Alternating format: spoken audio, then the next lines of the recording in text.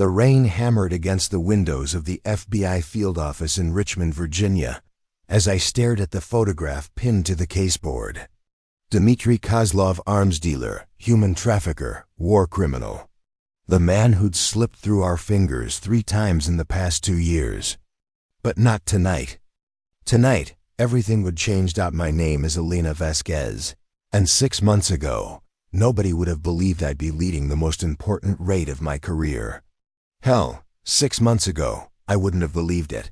Before we jump back in, tell us where you're tuning in from, and if this story touches you, make sure you're subscribed, because tomorrow I've saved something extra special for you.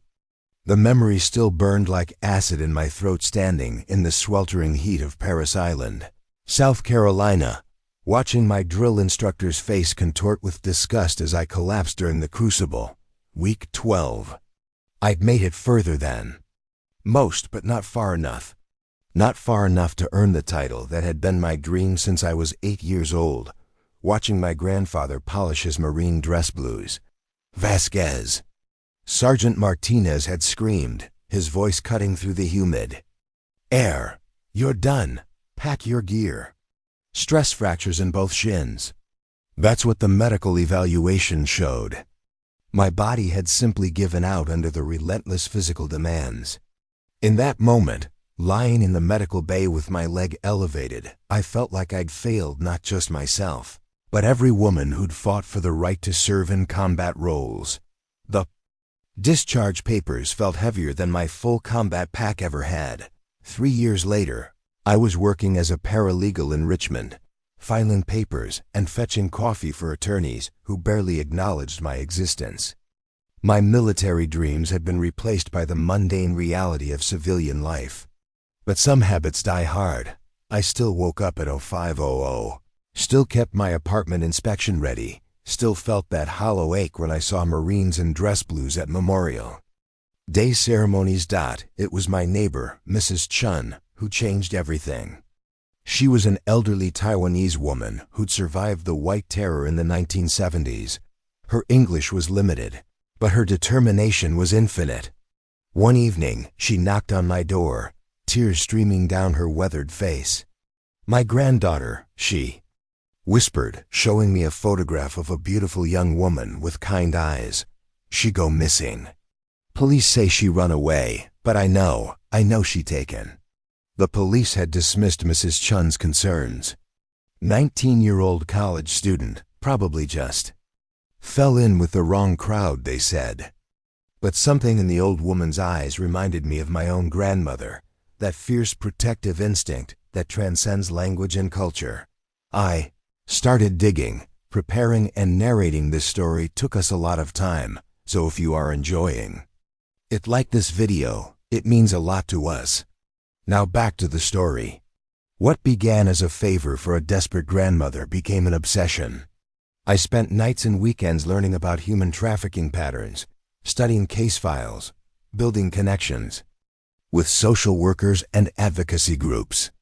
Amy Chun hadn't run away, she'd been targeted, recruited with promises of modeling work, and disappeared into a network that stretched from Richmond to Eastern Europe. The deeper I dug, the more I realized how sophisticated this operation was. Credit card transactions that led nowhere. Shell companies registered in Delaware. International wire transfers that disappeared into cryptocurrency exchanges. This wasn't some street-level pimp operation. This was organized, professional, and connected to something much larger. I'd been working the case for 8 months when I got the call that changed everything. "Miss Vasquez? This is Agent Sarah Morrison, FBI Human Trafficking Task Force. I understand you've been investigating the Chun disappearance." My stomach dropped. I'd been careful, but apparently not careful enough. "I'm not trying to interfere with..." Interfere? Agent Morrison's laugh was sharp, but not unkind. "Miss Vasquez, you've uncovered more in 8 months than we have in 2 years. We need to talk." Agent Morrison was everything I'd expected an FBI agent to be: sharp suit, sharper eyes, and the kind of confidence that comes from carrying federal credentials.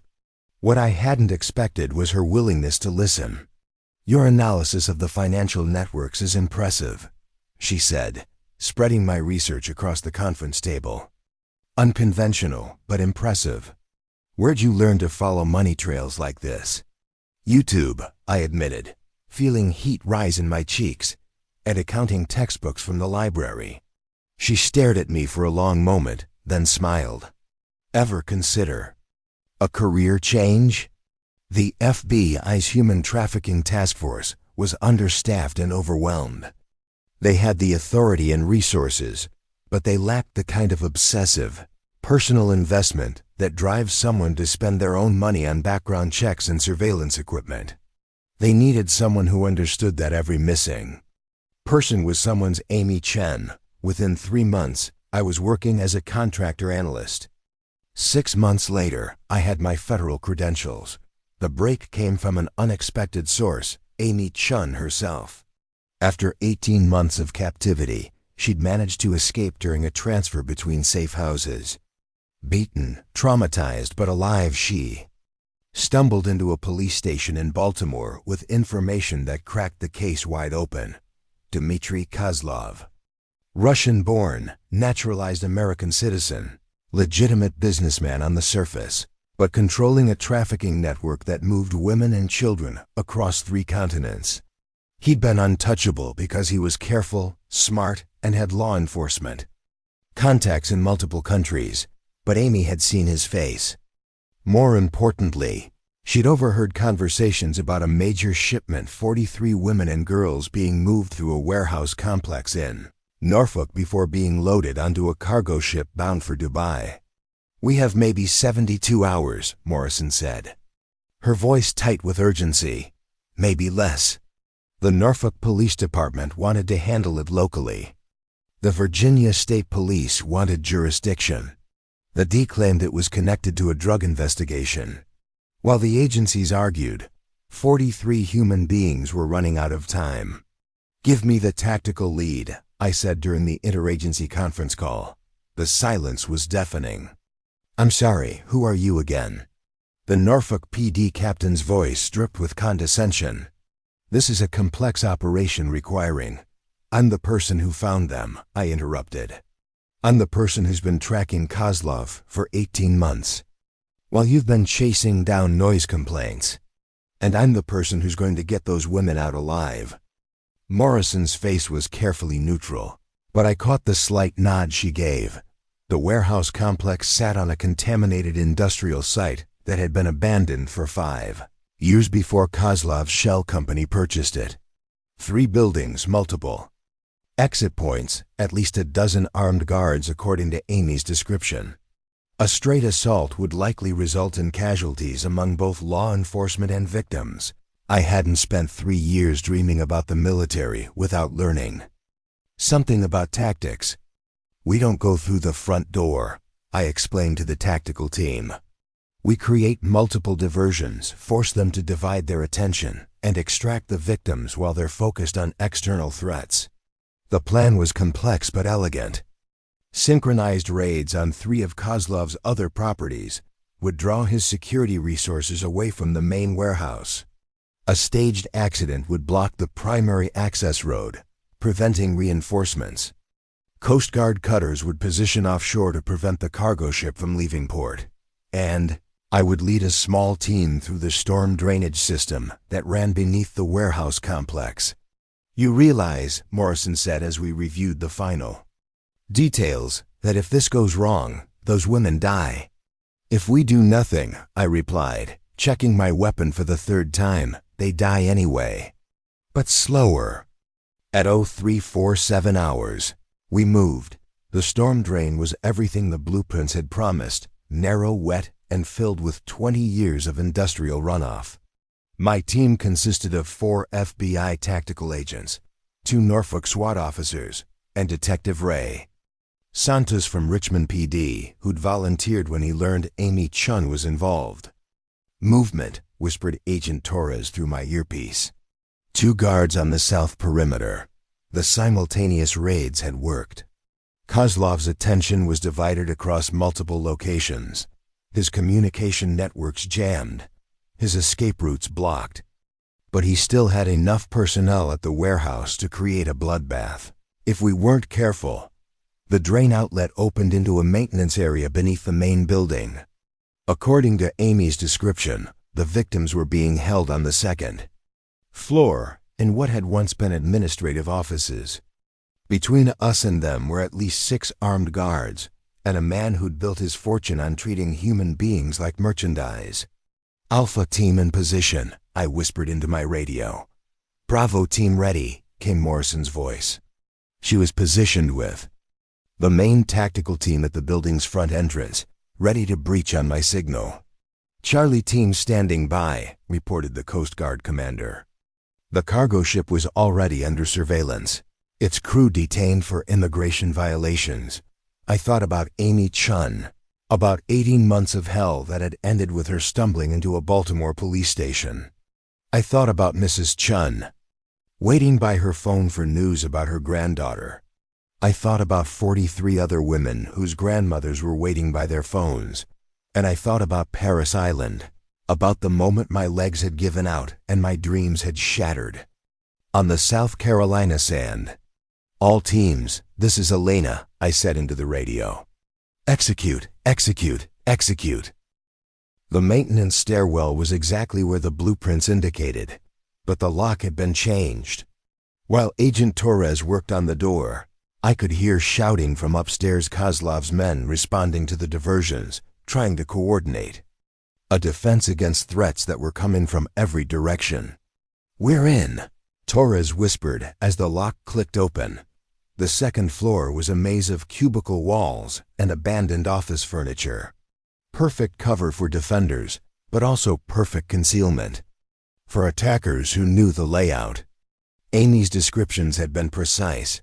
The holding area was in what had been the executive conference room, chosen because it had no windows and only one entrance. "Contact," whispered Santos as we rounded a corner. 2 guards stood at the end of the hallway, assault rifles in hand, arguing in rapid Russian about whether to evacuate their prisoners or fortify their position. The decision was made for them. Santos and I dropped them with coordinated shots before they could raise their weapons. "Elena, we're taking heavy fire at the main entrance." Morrison's voice crackled through my earpiece. "Whatever you're doing, do it fast." The conference room door was steel reinforced and locked from the outside. Through the small window, I could see them, dozens of women and girls huddled together, some barely teenagers, all showing the hollow-eyed look of trauma that no amount of training prepares you to witness. "Torres, get that door open," I ordered. "It's electronically controlled," he replied, examining the lock mechanism. "Give me 2 minutes." "We don't have 2 minutes," Santos said, pointing down the hallway where muzzle flashes indicated. More guards were moving toward our position. That's when I saw him, Dimitri Kozlov, moving with the confidence of a man who'd escaped justice too many times. He was heading for a service elevator that would take him to the building's roof, where undoubtedly a helicopter was waiting. "Keep working on that door," I told Torres, then spoke into my radio. "Morrison Kozlov is heading for the roof. Gray suit, moving toward the northwest stairwell." "Copy that. We're pinned down, can't pursue." I looked at Santos, who nodded grimly. "Go," he said. "I'll hold this position." The service elevator was still ascending when I reached it. The building's emergency stairs were to my left 12 flights, but I'd been running those same stairs at 0500 every morning for the past 6 months, preparing for a moment I hadn't even realized would come. The rooftop was a windswept expanse of ventilation units and satellite equipment. The helicopter sat at the far end, its rotors already spinning. Kozlov was halfway there when he heard my footsteps behind him. "Federal agent, stop where you are." He turned, and for the first time, I was looking at the man who'd haunted my investigation for 18 months. Medium height, expensive suit, eyes like chips of Arctic ice. He looked at my weapon, then at my face, and made the calculation that so many criminals make when confronted by a woman with a gun. He went for his own weapon. I'd failed at Parris Island because my body had given out under stress. But some kinds of stress forge you into something stronger. 18 months of tracking human traffickers, 6 months of tactical training, a lifetime of refusing to quit when things got difficult. All of it culminated in the 2 seconds it took me to draw. Aim and fire. Kozlov dropped his weapon and went down, clutching his shoulder. The helicopter pilot, seeing federal agents flooding onto the rooftop, wisely shut down his engines and raised his hands.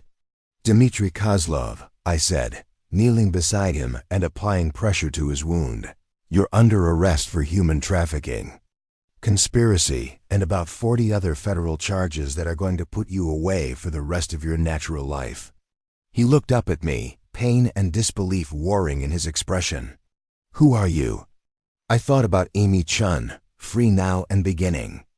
The long process of healing. I thought about Mrs. Chun, whose granddaughter would be coming home. I thought about 43 other women, who would not be loaded onto a cargo ship that night. And I thought about that 18-year-old girl whose legs had given out during the Crucible, who'd thought failure meant the end of her story. "I'm Elena Vasquez," I said, reaching for my handcuffs. "FBI Human Trafficking Task Force. And you just got captured by someone who failed Marine boot camp." 3 months later, I stood in a federal courthouse in Richmond, watching Dimitri Kozlov being sentenced to life in prison without possibility of parole. His trafficking network had been dismantled, his assets seized, his associates arrested. Across 3 countries, 43 women and children had been rescued and were receiving the support they needed to rebuild their lives. Amy Chun sat in the gallery behind me, holding her grandmother's hand. She still had a long road ahead, but she was walking it as a free woman. That was enough. After the sentencing, Agent Morrison found me in the courthouse lobby. "Quantico called," she said with a slight smile. "They want to know if you're interested in teaching a course on financial investigation techniques." I looked out the courthouse windows at the Richmond skyline, thinking about all the other Amy Chuns out there, all the other families waiting for news, all the other traffickers who thought they were untouchable. "Maybe someday," I said. "But right now I've got work to do." As I walked out of the courthouse, I felt my phone buzz with a text from Mrs. Chun. "Elena, thank you for bringing my granddaughter home. You are the strongest Marine I know." I smiled, tucking the phone back into my pocket. Maybe I'd never earned the title at Parris Island. Maybe I'd never wear the dress blues or carry the eagle, globe, and anchor. But sometimes the most important battles aren't fought in uniform. Sometimes they're fought by a failed Marine recruit who refused to let failure define her, who turned her greatest disappointment into the foundation for something greater. Sometimes the strongest thing you can do is get back up and find another way to serve. The rain had stopped, and the sun was breaking through the clouds as I walked toward my car. There were more cases waiting, more families hoping, more traffickers who thought they were beyond justice. I had work to do. Up next, you've got 2 more standout stories right on your screen. If this one hit the mark, you won't want to pass these up. Just click and check them out. And don't forget to like, subscribe, and turn on the notification bell so you don't miss any upload from us.